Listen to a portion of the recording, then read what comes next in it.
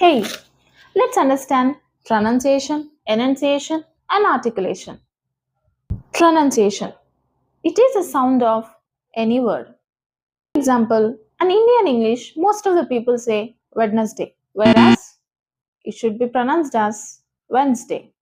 Next one is enunciation, whereas it should be clear about your sentence.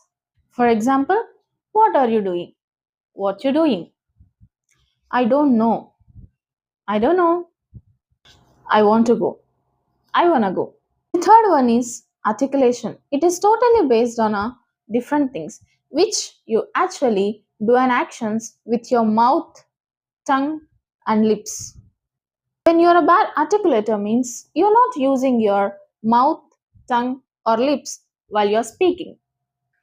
If you want to ace your English in 2026, do follow English with Deepti channel.